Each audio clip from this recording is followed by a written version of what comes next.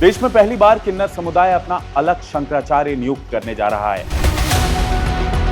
इस पर उनका तर्क है कि वो अपने समुदाय को किन्नर जिहाद से बचाना चाह रहा है। दूसरी तरफ इसका विरोध करने वाले कह रहे हैं कि यह समुदाय अलग से अपना शंकराचार्य नहीं बना सकता।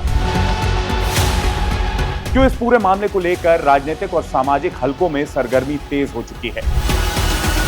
क्या है दोनों समुदायों का तर्क? तो क्या देश में 4 शंकराचार्यों से ज्यादा शंकराचार्य बनाए जा सकते हैं? आज बात करेंगे इन्हीं सब के बारे में। नमस्कार, मेरा नाम है प्रियांशु सिंह और आप देख रहे हैं IBC 24 डिजिटल।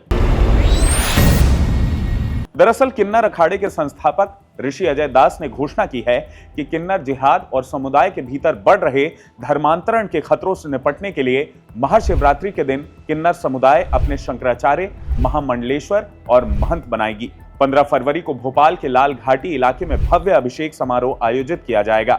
चुने गए शंकराचार्य की पहचान इवेंट के दौरान ही बताई जाएगी। अजय दास ने बताया कि इस कार्यक्रम के दौरान भोपाल के लगभग 250 ट्रांसजेंडर हिंदू धर्म में वापस लौटेंगे।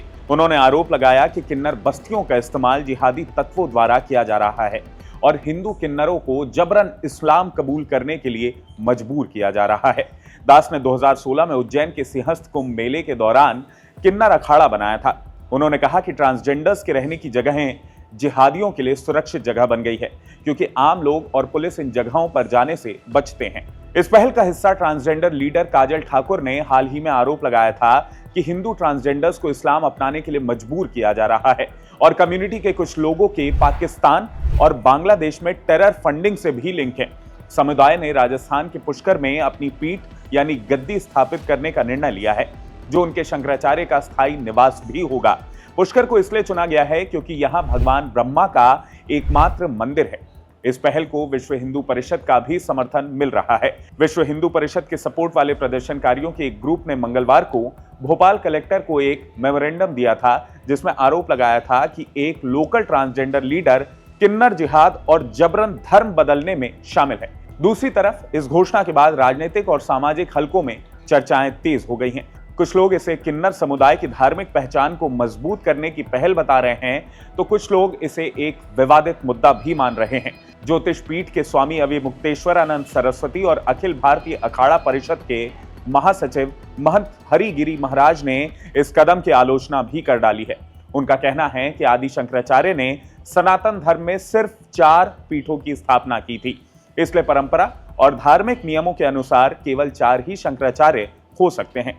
धार्मिक नेताओं का कहना है कि शास्त्रों और परंपराओं में 4 पीठों का ही उल्लेख है। ऐसे में किसी नए शंकराचार्य की घोषणा करना उचित नहीं है। उनका मानना है कि धर्म से जुड़े फैसले परंपराओं के अनुसार ही होने चाहिए। दरअसल शंकराचार्य हिंदू धर्म यानी सनातन धर्म के सबसे बड़े धर्म गुरु और मार्गदर्शक माने जाते हैं। उनका स्थान हिंदू धर्म में वैसा ही है जैसा ईसाई धर्म में पोप का या बौद्ध धर्म में दलाई लामा का होता है। शंकराचार्य किसी व्यक्ति का नाम नहीं, बल्कि एक पदवी यानी टाइटल है। 8वीं शताब्दी में आदि शंकराचार्य ने हिंदू धर्म को पुनर्जीवित करने के लिए भारत के 4 कोनों में 4 मठों की स्थापना की थी। इन मठों के प्रमुख को शंकराचार्य कहा जाता है। ये 4 मठ कौन से हैं, ये भी बता देते हैं। पहला है उत्तर की दिशा में बद्रीनाथ उत्तराखंड में मौजूद ज्योतिर्मठ। इस मठ के शंकराचार्य हैं स्वामी अविमुक्तेश्वरानंद सरस्वती। फिर पूर्व दिशा में उड़ीसा के पुरी में स्थित है गोवर्धन मठ, जिसके शंकराचार्य स्वामी निश्चलानंद सरस्वती जी हैं। पश्चिम दिशा में द्वारका गुजरात में स्थित है शारदा पीठ, जो स्वामी सदानंद सरस्वती के अधीन है। इसके बाद दक्षिण दिशा में श्रृंगेरी, जो कि कर्नाटक में स्थित है, श्रृंगेरी शारदा पीठम मठ है, जिसके शंकराचार्य हैं जगत गुरु श्री भारती तीर्थ महास्वामी जी। इसके साथ ही तमिलनाडु के कांची कामकोठी पीठ को भी एक महत्वपूर्ण केंद्र माना जाता है और वहां के प्रमुख को भी शंकराचार्य की उपाधि दी जाती है।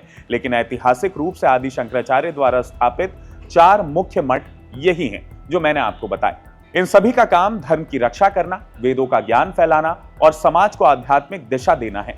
अब सवाल यह है कि शंकराचार्य आखिर बनते कैसे हैं? तो शंकराचार्य बनने के लिए व्यक्ति को प्रचंड विद्वान होना पड़ता है। उन्हें चारों वेदों और शास्त्रों का पूर्ण ज्ञान होना चाहिए। साथ ही उन्हें एक त्यागी और सन्यासी होना अनिवार्य है। आमतौर पर वर्तमान शंकराचार्य ही अपने सबसे योग्य शिष्य को अपना उत्तराधिकारी चुनते हैं। अब एक तरफ तो किन्नर अखाड़े के नेताओं का कहना है कि वो सनातन धर्म को बचाने और अपने समुदाय के इस्लामीकरण यानी किन्नर जिहाद को रोकने के लिए ये कदम उठा रहे हैं। दूसरी तरफ पारंपरिक संतों का आरोप है कि किन्नर अखाड़ा धर्म को विकृत कर रहा है और ये कदम केवल अपनी पहचान बचाने या राजनीति चमकाने के लिए उठाया जा रहा है। अब आप किसे सही मानते हैं और किसे गलत, हमें कमेंट करके जरूर इस मुद्दे पर अपनी राय दीजिएगा। नमस्कार।